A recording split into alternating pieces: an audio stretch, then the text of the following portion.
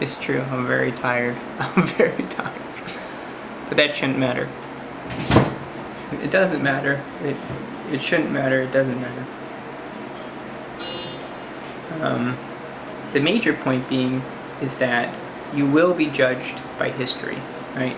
History will enact some level of judgment upon you and your life and your actions. Okay?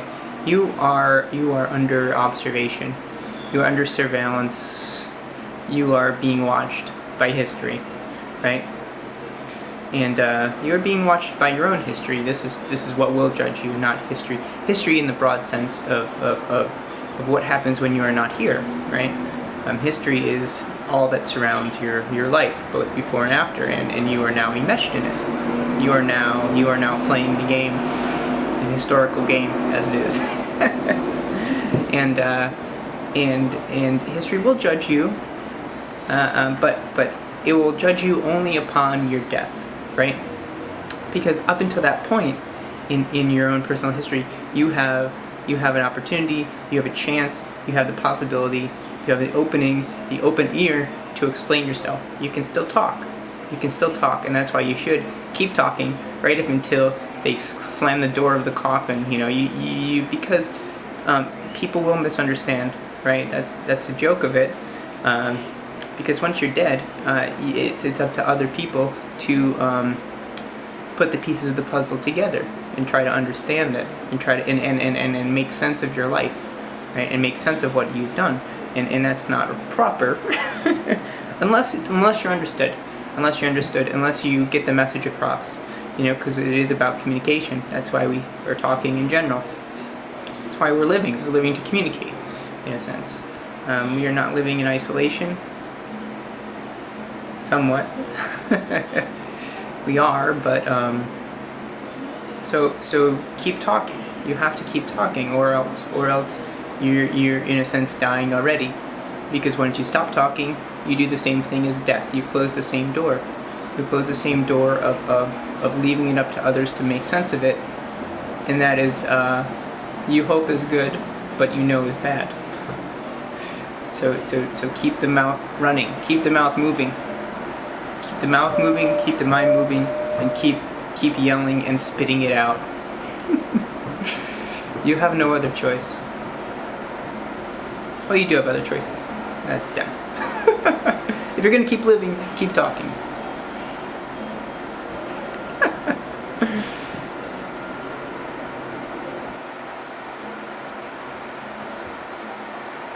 Unless you're done. Unless you're done talking, which is a very real possibility. If you care no longer to explain yourself, if you're done doing that, if you've said it properly and concisely and clearly, and you no longer want to say it, you've said it already. I've said it so many times as to be pained in saying it any longer. I've said it so many times as to not want to even open my mouth to breathe, let alone to speak it. And when that moment comes, you have the choice of why bother, right? Why am I bothering? Why am I bothering with this situation, with this life, with this communication? Over and out is what the feeling is. Over and out. And I think that's a very real feeling. It's saying, I've done it. I'm not going to do it anymore. I have said the thing that is to be said. And it's over. There's no other point in continuing.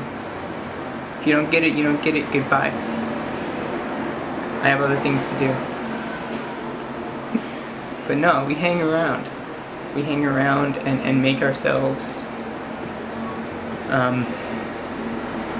we hang around, and in hanging around, distort or form a message, right? If we say it and leave, it has a little bit more emphasis. If we come into the room, say the one sentence loudly, and leave, people will have a better chance of remembering it, as we say it and then we just mutter to ourselves in a corner for the rest of the evening. That doesn't always work, but That's the big suck. There's a lot of big sucks. The suckiest part is figuring out that there are a lot of big sucks. That things cannot be easier. That things cannot be clearer. That things cannot be more true, more honest, more what you imagine them to be.